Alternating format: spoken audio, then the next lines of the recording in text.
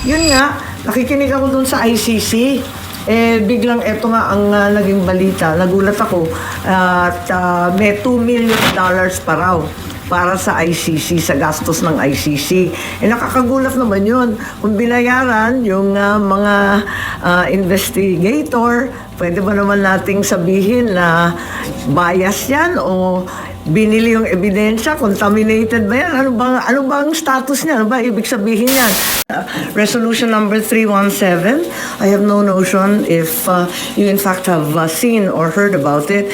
It's a resolution directing the appropriate Senate committee to conduct an inquiry at the earliest possible opportunity into the alleged money delivery scheme involving 18 former military personnel employed by Congressman Saldico and the reported cooperation of certain government officials with the International Criminal Court. And we were all dismayed by the revelations yesterday, and as a result, I am hopeful that this will be the beginning of a very serious and comprehensive investigation which will result in charges and punishment if there are guilty parties. At nananawagan rin ako sa ating magigiting na kasapi ng Philippine Marines na kung may paratang, ilatag ninyo ng malinaw. Kung may ebidensya, ilabas ninyo ng buong tapang. Kumbaga sa maleta, mananatiling sikreto ang laman niyan kung hindi ilalatag sa lamesa at bubuksan. Dito natin buksan sa Senado at suriin ang maleta ng katotohanan.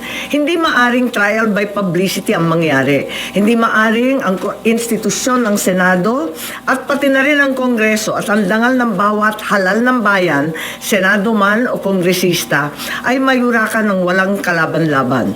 Batid ko na nagpahayag kayo na nais ninyong tayuan ang mga pahayag ninyo under oath.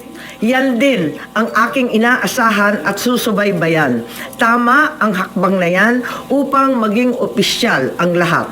Pinoprotektahan ko ang Senado hindi dahil sa mga personalidad, hindi dahil kaibigan ko sila, kundi dahil ito ang tinig at tanggulan ng ating bansa.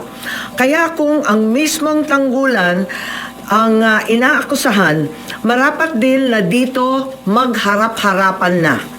Sa ilalim ng panunumpa, sa ilalim ng batas, sa harap ng taong bayan.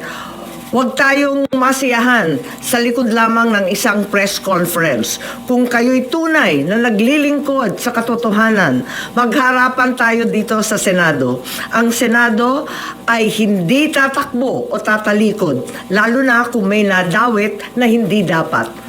Sa aking mga kasama na senador, ito rin ang pagkakataon para linisin ang inyong pangalan at itindig ang dangal ng institusyon. Maraming salamat po. Andito naman po yung affidavit. Siguro nakita naman ninyo yung joint affidavit na mahaba na ginawa ng ating mga Marines kahapon. Ang balita ito ang karugtong ni Sergeant Gutesa at may susunod pang 12, isang dosena pang Marines na lalabas. Meron ring sasabihin. Tungkol dito, duty rin kay Congressman Saldico dati. Meron rin umiikot na iba't ibang mga link matrix, siguro nakita na rin ninyo.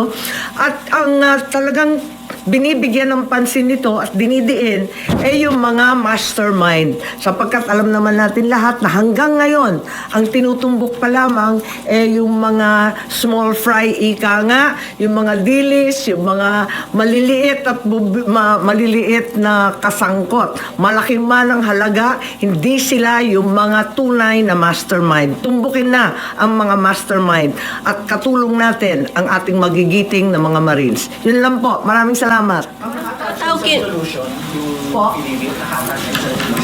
Pwede may attach, i-addendum natin. May mali-mali. Sabi, ang haba-haba rin kasi ng affidavit. Pati yung spelling ni Attorney Baligod, mali . This one. Yung sa atin, signed ba? Yung affidavit? Parang signed naman yata. Ma'am, how can we be assured na magiging objective kapag dito sa Senado inimbestigahan? Well, palagay ko, makikinig naman ng lahat kapag dumating sila rito at kahit ano pang pagkukuble ang gawin, maririnig ng tao ng direktamente. po. Ma'am, meron na po bang nagparating sa inyo na meron din silang concerns for their lives? Especially after nga po nung nangyari kay Sergeant Gutesa. Oo, hindi natin alam kung ano nangyari kay Sergeant Gutesa, pati yung kanyang pamilya nanganganib. Lahat itong mga Marines na to, matagal ko nang naririnig na nais lumabas. Yun nga lang, nag-aalala sa kanilang buhay, ang trabaho at buhay din ng kanilang pamilya.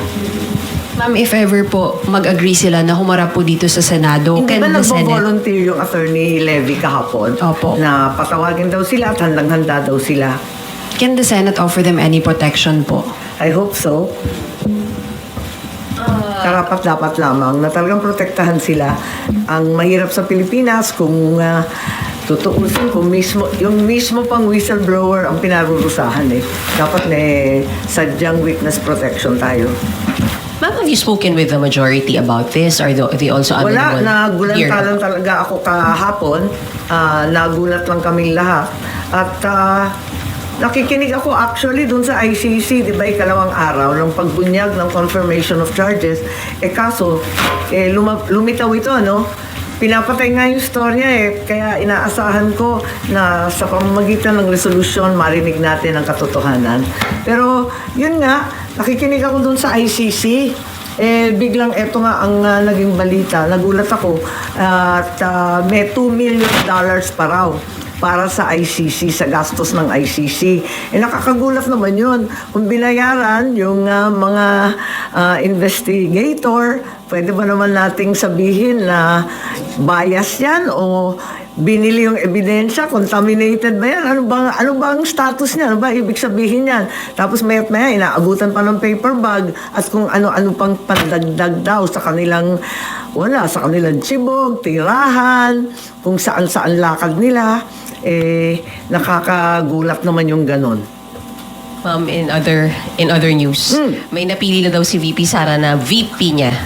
May any chances that Hindi ko alam. Akala ko magda-Davao style sila. Wala nang VP pipiliin. Basta karambola na kayo.